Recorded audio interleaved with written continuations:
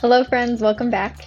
Today on the Technified Teacher, we're going to continue looking at the accessibility features that are built into a Chromebook. And today we'll be focusing on tools that support writing and typing. Let's get started.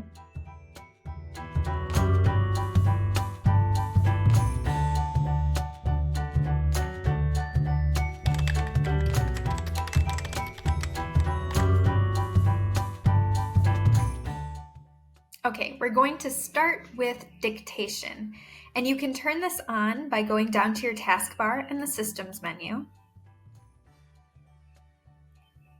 pulling up your accessibility settings. If you don't know how to do this, I went over this in my last video, so check that out. I'm just going to click on this and then find dictation. And now that the check mark's there and the icon is down in my taskbar, I'm ready to go. You can also access the dictation tool from the on-screen keyboard, which I will show you in just a bit. All right, so now that I'm in a Google Doc, I'm going to go down to my taskbar and click on my dictation microphone. This is how I can use dictation to type, period. And it kind of figures out when you're done speaking, and if there's silence for a certain amount of time, it turns off automatically. But you can also turn it off by clicking the microphone again.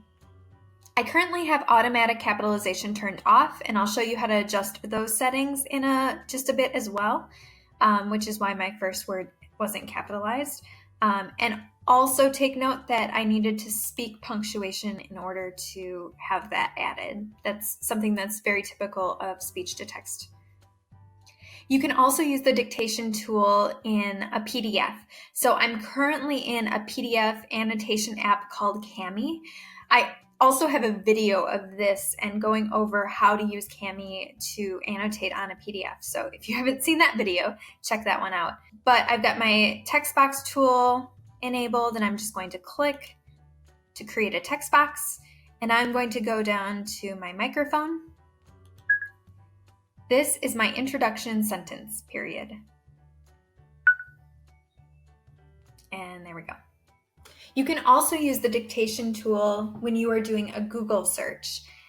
Now, this is oftentimes what students tell me they are already familiar with when I meet with them to go over some of these tools, and when I bring up speech to text, they often tell me, oh yeah, I use that whenever I'm searching something on Google or YouTube, which is awesome. So this might be something you're already familiar with, but I'm going to click in the URL bar, and I'm going to tap my microphone.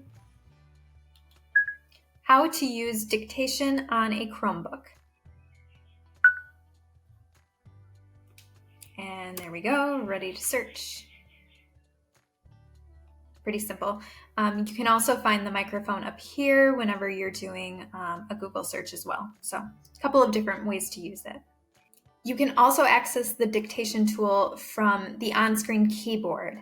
So to enable that, you're going to go back to your Systems menu. You're going to click on your accessibility settings, and you're going to scroll down until you find on-screen keyboard. So when I click on this, now you'll see the keyboard icon show up. And when I click on that, an on-screen keyboard will pop up. And over here on the right-hand side, you'll see the microphone, so I can turn on dictation from here as well. I also want to provide a few tips on using speech to text. One thing to remember about using dictation is that it doesn't add punctuation unless you include it when you're speaking. So either speak the punctuation or remember to go back and add it with your keyboard when you are done. Another thing to keep in mind is how the microphone may be picking up sounds around you. So if you're in a classroom and the students around you are all talking, or it's a louder environment, that may interfere with the dictation. A really easy fix that solves this in most cases is to use headphones. So if you have headphones that have a microphone built in, that's great because you can get as close as you need to the microphone. You can also use an external microphone. So just depending on what you have access to, that might help reduce the outside noise. But dictation is not always just tricky in loud environments. It can be kind of tricky and quiet ones too. For example, let's say the entire class is working on an individual writing assignment. So everyone's writing, no one's talking, and the classroom is really, really quiet. Yes, this is an ideal environment for dictation sound-wise. However, a student using this tool is probably not going to feel comfortable sharing their entire writing process out loud with all of their peers. This could also be distracting for the students who maybe need a silent environment to write. This is why I would encourage you to come up with a plan for students to have a space and time if they need to use speech-to-text tools. And this looks completely different depending on your classroom, your school, your students' needs. I've seen some teachers who set up stations in their classroom using dividers. That gives them a little bit of privacy, and it also blocks some of the sound when they are making their recordings. I've had some students who have preferred to step out into the hallway whenever they need to use speech to text. I've even seen some cases where students have arranged to go to the library during their independent study time to use speech to text to finish up their writing assignments. Dictation requires practice. It's not quite the same as handwriting. And it's also not as simple as just picking up a microphone and speaking your thoughts. We have to remember that spoken language is different than written language. And oftentimes our writing assignments are requiring a more formal language use. It's going to take some time to practice and learn how to verbalize formal language for writing assignments. I often tell my students who are beginning to use speech to text for the first time to start by dictating one sentence at a time. And I give them a 3-step process to help them remember this. Think, practice, speak. So first, think. Think about what you want your sentence to say. Next, practice saying that sentence out loud. And when you feel confident with your sentence, click the record button and then speak. So again, think, practice, speak. All right, let's get back to the keyboard settings. So now that we're in the on-screen keyboard, I'll show you some of the different tools that are available and how you can use this as an alternative to the normal keyboard. So first I'm going to start in this top toolbar where the dictation is found. There are a couple of other buttons here as well. So this first one that looks like a little scribble, when you click on this, you can draw in this area and it will translate your drawing to the closest character that it can find. So for example, maybe I want to add an @ symbol. So I'm going to draw this in my box, and it adds it to my document. It also gives me some other options in case that wasn't what I was trying to type. I can also write in here as well.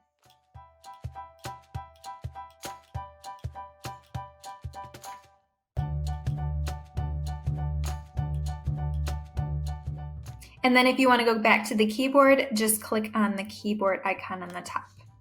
The next button is going to be your different viewing modes. So right now my keyboard is stuck to the bottom of my screen. If I click on this, it now makes it into a movable keyboard. So I can place it anywhere on my screen that I want.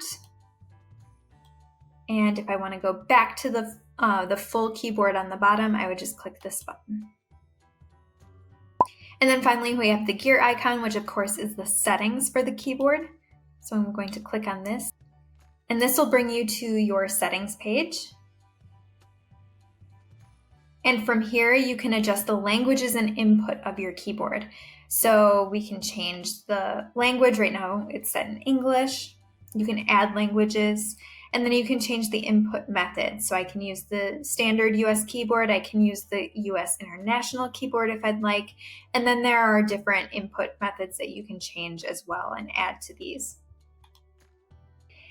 Now you can also enable word prediction, which I know is something that a lot of students use. So to turn this on, I'm going to go back to my systems menu and my accessibility settings.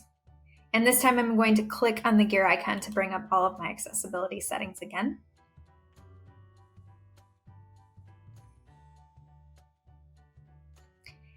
And I'm going to click on Manage Accessibility Features.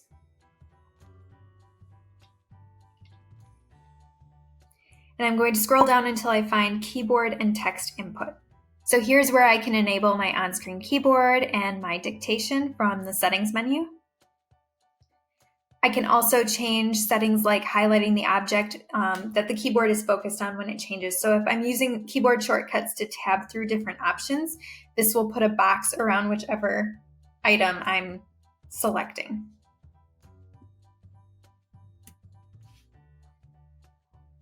I can also highlight the text caret when it appears or moves. So if I turn this on, so for example, if I am in a Google Doc and I open a new tab, that little blue circle will tell me where my cursor is. And then I can also open my keyboard device settings. So this is where you're going to find things like word prediction. So first off, you'll see a list of buttons along with their assigned functions. Now, one of the questions I get most often is how do I use caps lock on a Chromebook? Because there isn't a caps lock button. It's been replaced with a search key. So you could change this search key function back to caps lock if you wanted to. You can also use the keyboard shortcut Alt and Search. And when you hold those two buttons down, it will turn your caps lock on. And then to disable caps lock, you just hit the Shift button and it will go back to normal. You can also change it so that the top row keys, your number keys, can be used as function keys. So like the F1, F2, F3 keys. I know some people are using those keyboard shortcuts and rely on the function keys. And if you've seen a Chromebook keyboard, that's one of the first things that you may notice if you're familiar with those is that there aren't any function keys on a Chromebook keyboard. But you can still access these functions. You just need to have this option toggled on, and then you hold the search key down and use numbers 1 through 0, as well as the dash and plus buttons as your functions 1 through 12.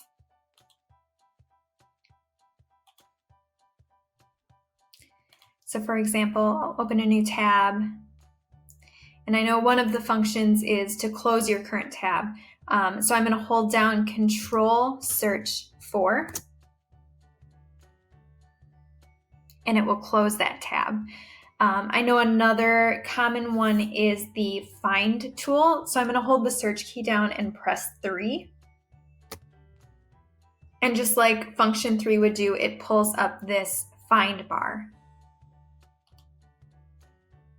Down here, you can click to view all of your keyboard shortcuts. So this is really nice to have if you're looking for a specific shortcut. For example, I forgot how to copy things so that I can copy and paste. So I can go in here and find that. Now maybe I forgot, oh, that's Control-C is copy, but what was paste? So I can jump up here and search for paste. And there we go. There we go. It shows me that Control-V is paste. So pretty nifty.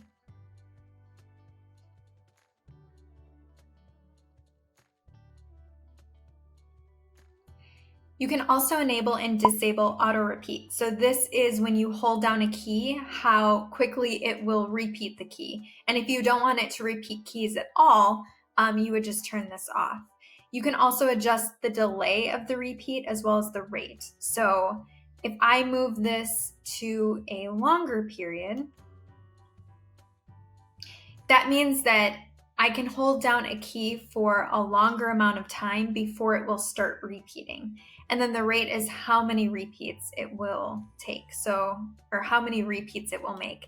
So I'll adjust this to slow so you can see what those look like. So here in my document, I'm going to press and hold the A key.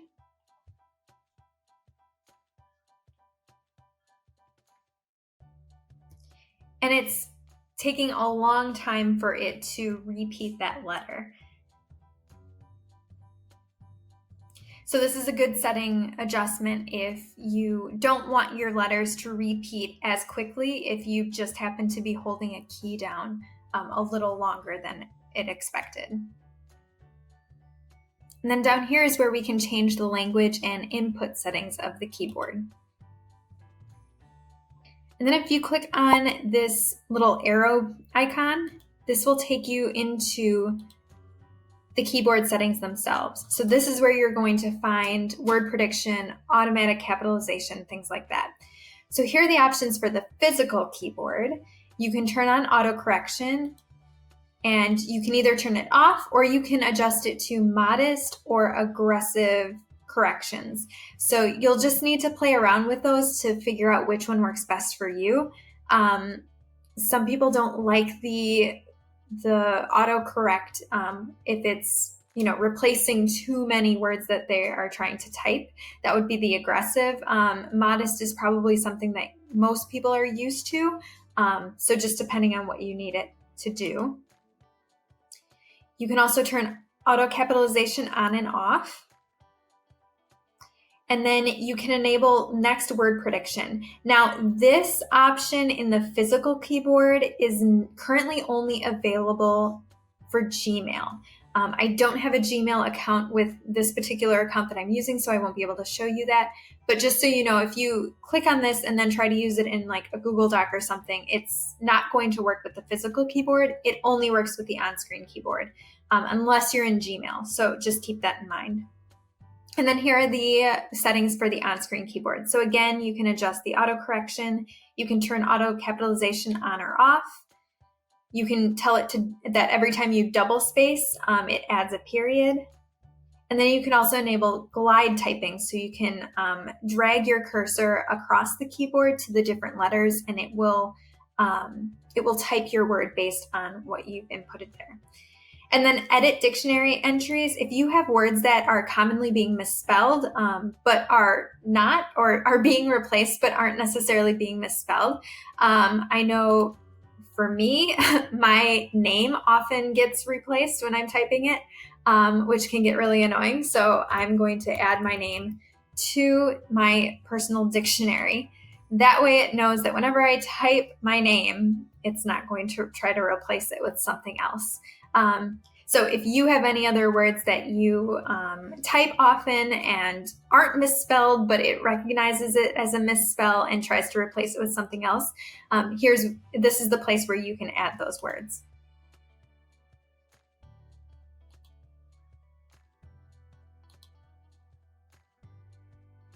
So here's what word prediction looks like when you're using the on-screen keyboard. I'll start typing.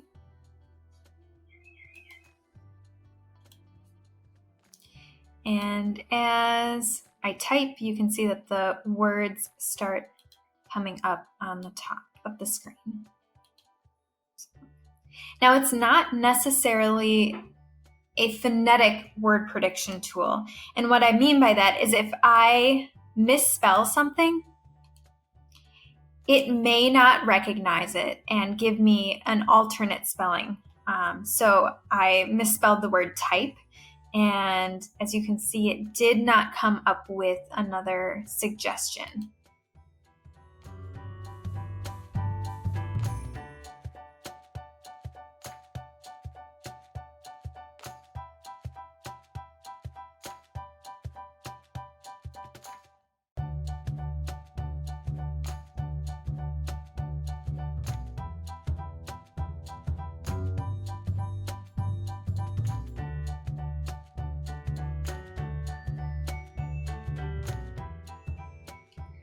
Another really helpful keyboard tool is sticky keys. Now, sticky keys will hold keys down for you so you can select multiple keys all at once instead of having to physically hold them down. I'll show you what I mean. So I'm going to go back to my accessibility settings.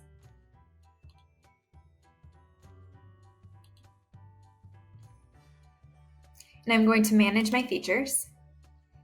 I'm going to scroll down again to the keyboard and text input section, and I'm going to enable sticky keys. Now, if you click a key twice, it will make the key stick. So it will essentially be like you were holding the key down. And if you hit it a third time, it will unselect it. So for example, in this document, let's say I want to highlight and delete this this line that my cursor's on, but I'm going to use my keyboard instead. So I could hold the Shift key down and the arrow keys and select it that way. I can also click Shift once, and you'll see that the sticky keys indicator pops up in the left corner. I'm going to click Shift again, and now it's underlined. So that means that it's a stuck key, meaning it's like I'm holding Shift down right now. And then I'm going to use my arrow key and select that line to delete it. Now, if I want to unselect Shift or unstick it, I'm just going to click it again, and my sticky tabs indicator goes away. So now I'll show you using a combination of keys that would be similar to using the function buttons. So I'm going to click the search button again, twice to select it. And now I'm going to click the control button twice to select that as well. And I'm going to push forward, which will close my current tab. And then again, to unstick my keys, I just press them one more time. So those are all of the dictation and keyboard settings on a Chromebook. In my upcoming videos, I'll be looking at Chromebook's built-in features to support visual and motor needs as well. So be sure to subscribe so you don't miss those. Thanks for watching, and until next time, keep learning something new every day.